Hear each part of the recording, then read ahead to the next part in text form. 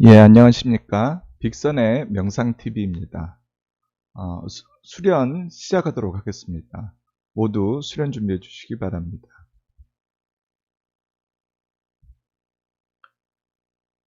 예, 초보자분들께서는 누워서 한 손을 아랫배 위에 올리시고 중급자 이상 분들은 좌장한 상태에서 수련하시기 바랍니다. 항상 너무 잘하려고 하시기보다는 지금 현재 상태에서 조금 더 노력한다 생각하시면 충분합니다. 호흡은 편안하고 부드럽고 자연스럽게 하시고 집중은 무심한 상태에서 관조하듯이 마음의 눈으로 아랫배를 바라봅니다. 자, 몸과 마음을 편안하게 하시고 수련 시작하겠습니다.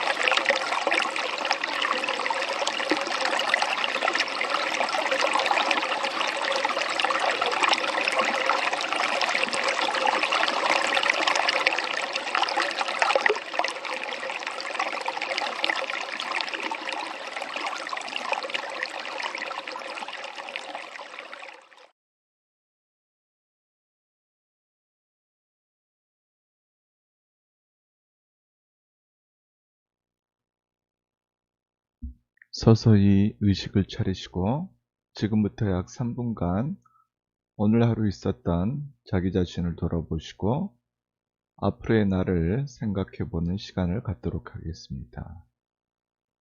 특히 나 자신의 생각, 감정, 행동, 습관들을 중심으로 무심히 바라보시기 바랍니다.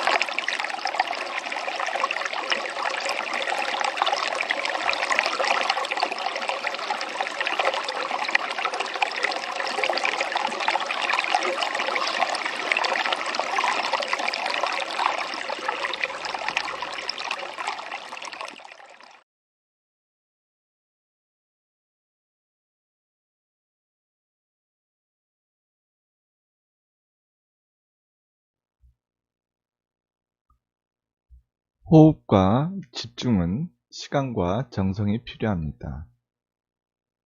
조급해 하시기보다 여유를 가지고 하시는 것이 좋습니다. 천천히 자기 자신의 생각, 감정, 행동, 습관들을 정리하시고 외부 환경을 정리하시면 자연스럽게 좋아집니다. 의식적인 집중과 강하고 규칙적으로 호흡하려 하시는 것은 삼가하시는 것이 좋습니다. 나중에 보다 깊은 집중과 몰입을 방해하기 때문에 반드시 유념하시기 바랍니다.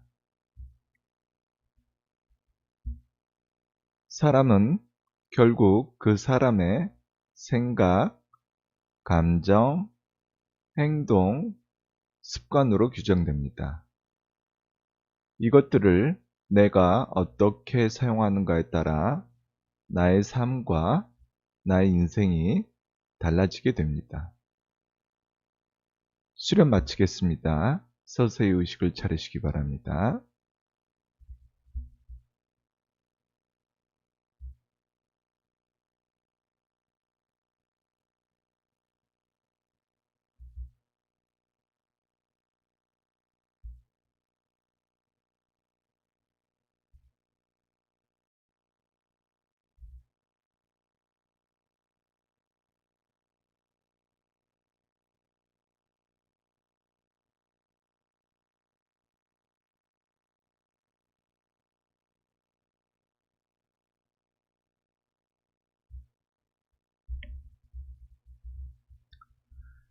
예, 안녕하십니까. 이번 수련 어떠셨는지 궁금합니다. 이렇게 수련이 끝나고 나시면 항상 이렇게 이번 수련이 어땠는지 평가하고 검증하는 시간을 가지시기 바랍니다. 그렇지 않고 이렇게 항상 습관적으로 수련하게 되면 항상 그만한 결과만 나오고 나의 수련이 변화 발전하기가 어렵습니다. 그렇기 때문에 수련이 끝나면 이번 수련을 내가 어떻게 했는지, 어느 부분을 잘했고 어떤 부분이 미비한지 그 부분을 항상 체크하시고 그 부분을 어떻게 보완할지 구체적인 방법을 생각하고 고민하시면서 수련을 하셔야 합니다. 그래야지만 나의 수련이 조금씩 나아지고 그것이 일정 부분 쌓이고 그만큼의 시간과 노력과 정성을 들였을 때 나의 수련이 변화 발전하면서 추후에 결국에는 수련에 있어서의 특이점을 넘을 수가 있습니다. 물론 그것이 쉽지만은 않지만 이렇게 수련을 잘하기 위해서는 반드시 거쳐가야 하는 과정 중에 하나입니다.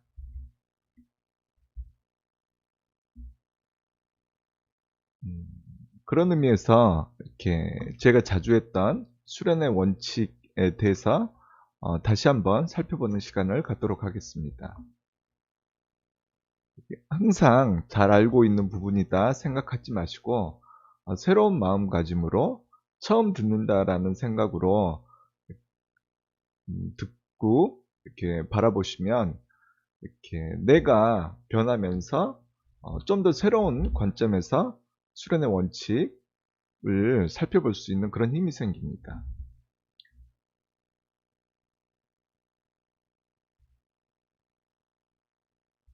자, 수련의 원칙, 너무 조급해 하지 말고 너무 욕심내지 말고 그리고 이렇게 반대로 너무 게으르거나 나태하게 수련하지 마시고 항상 중도를 지키면서 수련을 하셔야 됩니다.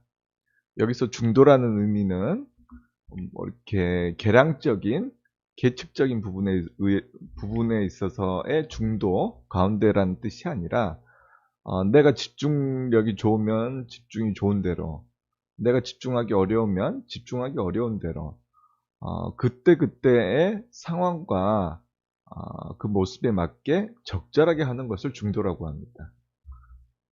수련이 이렇게 잘 안 되고 집중하기가 어려운데 이렇게 항상 최고의 그런 효과를 보기 위해서 의식적으로 막 이렇게 너무 노력하는 것도 그렇게까지 좋은 모습은 아닙니다. 사람은 살아있기 때문에 항상 이렇게 컨디션이 좋을 때도 있고 안 좋을 때도 있습니다. 그 부분에서 그때마다 그 상황에 맞게 수련을 적절하게 하는 것이죠. 예를 들어서 이렇게 집중이나 차분해지지 못하고 수련이 왜인지 모르게 이렇게 부담스럽고 그럴 때는 이렇게 크게 마음을 내셔서 1시간, 뭐 2시간 이렇게 쭉 수련하는 것도 필요하기도 하지만 그럴 때는 5분, 10분씩 이렇게 짧게 자주 하시는 것이 좋습니다. 그래서 한 5분, 10분 정도 수련하시고 또 이렇게 한 잠깐 쉬셨다가 2, 3분 쉬셨다가 또 바로 또 5분, 10분 시도하시고 그러시다 보면 이렇게 수련을 반복적으로 하게 되면서 이렇게 불안하고 혼란스러웠던 내 마음과 생각들이 빨리 정리되는 그런 경우도 많이 있습니다. 이렇게 조급해하거나 너무 욕심내지 마시고 그렇다고 너무 게으르지도 마시고 항상 적절한 중도를 지키시면서 흐름을 유지하셔야 합니다. 그리고 내가 하고 있는 그 다음에 이렇게 깨우치고 싶어하는 그런 수행의 종류에 따른 어떤 그 수행의 목적 그리고 그 수행을 잘할 수 있는 원리 원칙적인 방법론에 대해서 끊임없이 연구하셔야 됩니다. 수행의 목적과 원리 원칙적인 방법론을 왜 계속해서 연구하시고 탐구하셔야 하냐면 이것이 나의 수행의 기준과 원칙이 되기 때문에 그렇습니다. 기준점이 되는 것이죠. 나침반처럼. 그래서 이 기준점이 애매모호해지면 내가 어떻게 노력하고 앞으로 어떤 방향으로 노력해야 될지 애매모호해지게 됩니다. 자연스럽게 나의 노력도 효율성이 떨어지게 되죠. 효율성이 떨어지는 노력은 구체적으로 발전 가능성이 이렇게 낮아지게 됩니다.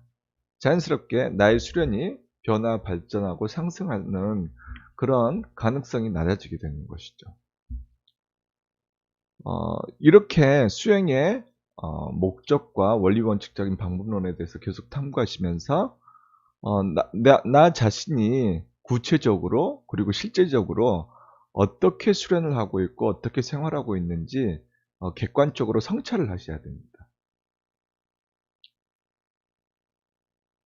내가 하고 있는 수행의 목적과 방법론이 기준과 원칙이 된다고 말씀드렸는데 그 기준과 원칙에 과연 나는 얼마나 합당하게 수련을 하고 있는가, 과연 얼마나 합당하게 생활을 하고 있는가, 이것을 성찰을 통해서 살펴보는 것이죠.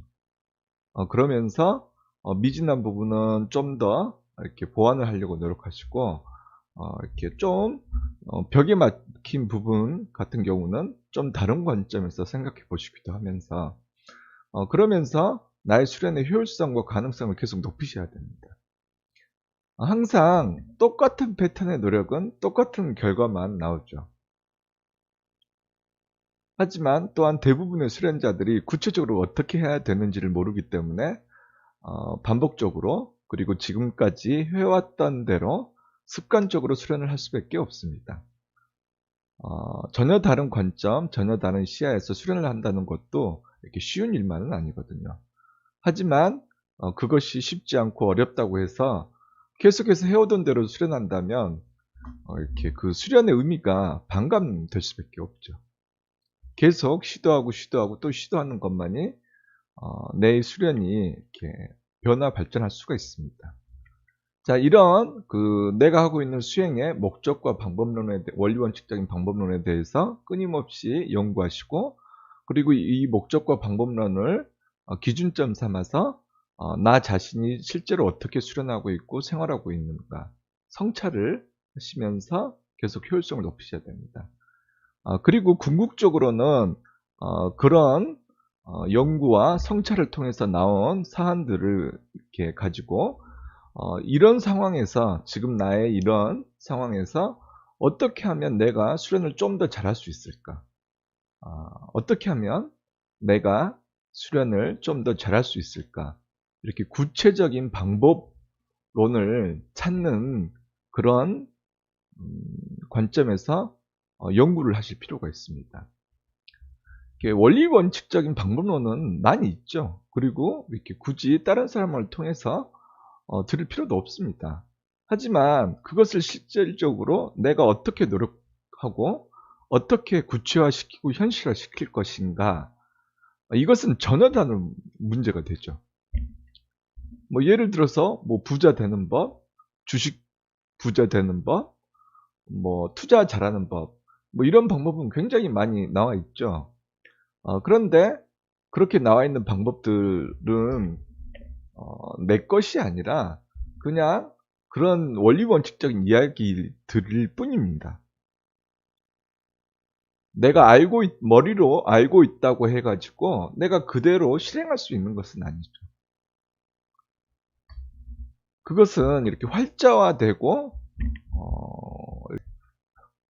구체화되어 있는 것이죠. 그렇기 때문에 실질적으로 내 것이 되기는 쉽지 않은 것 같습니다. 그렇기 때문에 또한 끊임없이 그런 원리 원칙적인 방법들을 내 걸로 만드는 그런 노력들이 필요합니다. 그래서 이러이러한 원리 원칙적인 방법들이 있는데, 그렇다면 나는 실제로 어떻게 노력할 것인가, 이것을 계속해서 연구하시고 시도를 하셔야 돼요. 그렇지 않으면 이렇게 그런 나의 노력과 실질적인 나의 노력과 어떤 그런 원리 원칙적인 방법들이 하나로 물려져서 이렇게 쭉 이렇게 움직이는 게 아니라 서로 이렇게 완전히 별개의 것이 돼버리죠. 그러면 어떻게 되겠습니까? 대부분의 수련자들이 그러는데 자기는 수련을 잘 알고 있다고 생각을 하고 있습니다. 근데 막상 구체적으로 하는 하루하루의 수련은 전혀 다르고 엉뚱하게 수련을 하게 되죠. 실제로 그런 경우가 정말 많습니다.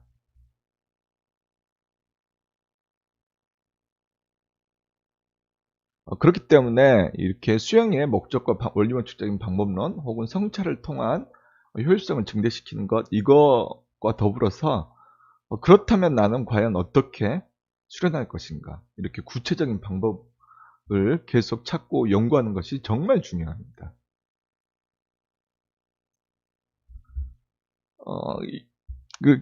이렇게 나 자신에 대해서 성찰하시고 앞으로 어떻게 할 건가 노력을 하실 때 구체적인 관점, 어떤 그런 요소들을 이렇게 시간적인 요소, 그리고 나의 생각하는 방식의 요소, 감정을 느끼고 감정을 표현하는 요소, 그 다음에 행동을 하는 요소, 나의 습관에 관한 요소, 그리고 그런 분야, 이렇게 시간, 생각, 감정, 행동, 습관이라고 하는 분야로 이렇게 구체적으로 좀 더 나누셔서 그 하나하나를 과연 나는 어떻게 효율적으로 쓰고 어떻게 효율적으로 사용할 것인가, 이것을 연구를 하셔야 됩니다. 그냥 막연하게 그럼 어떻게 앞으로 노력할까, 이렇게 하지 마시고, 이렇게 하시기보다는 이렇게 시간을 어떻게 쓸 것인가, 나는 생각을 어떻게 할 것인가, 감정을 어떻게 해야만 하는가, 습관을 어떤 식으로 구성하고 형성시킬 것인가, 이렇게 좀 더 구체적으로 분야를 나눠서 고민해 보시는 거죠.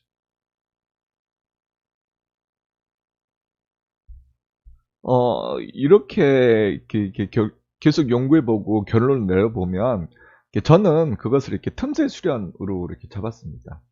시간이 많건 적건, 내 감정이 안정되어 있건 불안정하건 상관없이, 시간이 나면 일단 2분이라도 1분이라도 이렇게 30초라도 수련을 해버리는 거죠.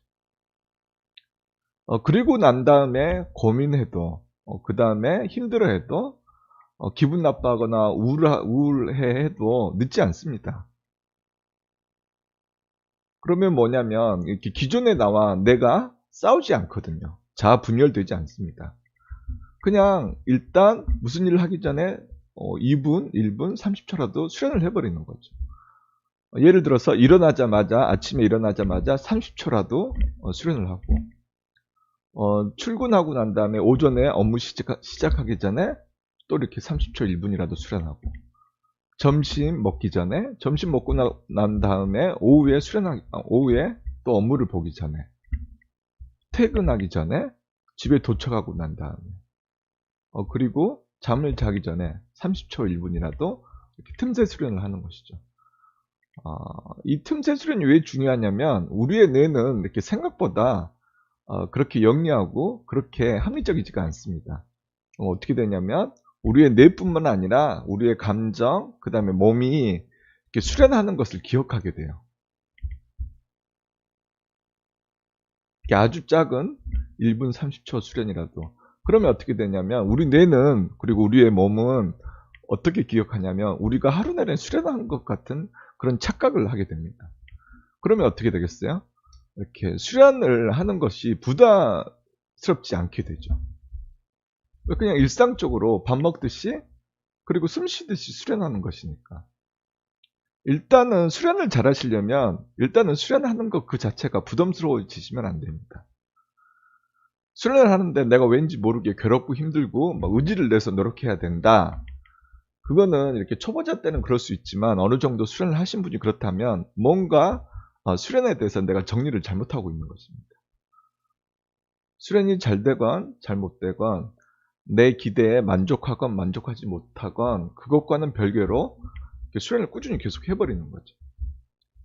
그리고 난 다음에서야 진정한 수련의 변화나 발전이 일어날 수가 있습니다. 수련에 있어서의 진정한 변화 발전이 되는 그 토대는 역시 꾸준한 수련이죠. 그 수련을 꾸준히 하기 위해서는 이렇게 틈새 수련으로 계속해서 그 흐름을 유지시켜 줄 필요가 있는 것입니다.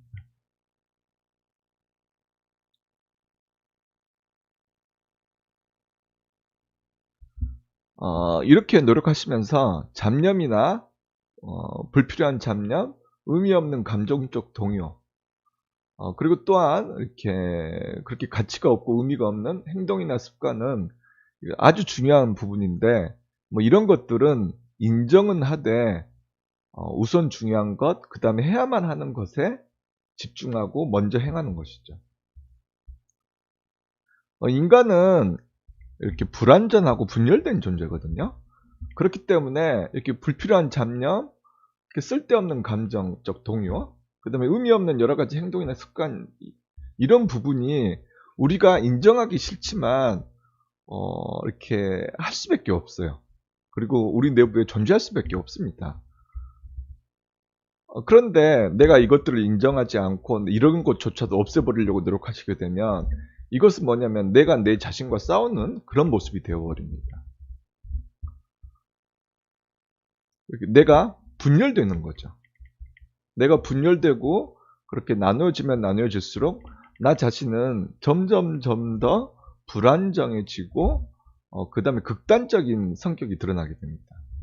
그러면 이렇게 수련의 흐름을 꾸준히 유지하기가 쉽지가 않습니다. 그리고 서로 아주 이렇게 강렬한 의지로 유지를 한다 하더라도, 수련의 흐름을 유지한다 하더라도 반드시 탈이 나게 되어 있습니다. 그리고 그래야만 합니다. 그렇지 않으면 또 이렇게 굉장히 위험한 그런 상황이 올 수도 있습니다. 그렇기 때문에 이런 잡념이나 감정적 동요, 의미 없는 행동이나 습관들을 이렇게 무시하거나 외면하려고 하지 마시고, 뭐 그것도 자연스러운 부분이지 라고 인정은 하시되 끌려다니지만 않으시면 되는 거죠. 인정은 하시되 나한테 그런 부분이 있지, 하지만 지금 당장, 지금 이 시간, 그리고 바로 이 순간에 내가 해야 될 것에 집중하는 것, 그리고 그것을 실제로 하는 것, 이것이 중요한 것이죠.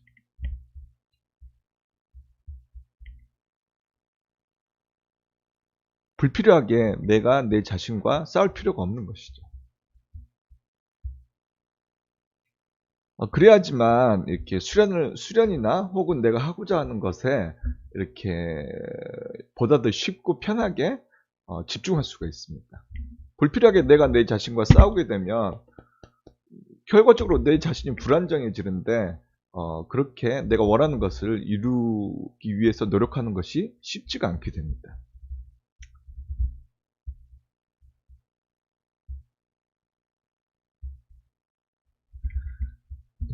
예, 그 수련의 원칙에 대해서 가볍게 다시 한번 살펴보았습니다. 항상 여유를 가지시고 너무 자기 자신을 자기 비하하시거나 자기 혐오적인 감정을 가지시고 대하지 마시고 여유롭고 너그럽게 자기 자신을 바라봐 주는 것이 필요한 것 같습니다. 물론 그렇다고 항상 자기 만족적인 자기 기만적인 그런 시야를 가지고 나 자신을 보는 것도 이렇게 긍정적이지는 않죠. 그래서 항상 이렇게 적절한 선을 가지고 수련을 바라보고 이렇게 나 자신을 바라보는 것이 필요한 것 같습니다. 예, 오늘 수련은 이것으로 마치도록 하겠습니다. 함께 해주셔서 감사합니다.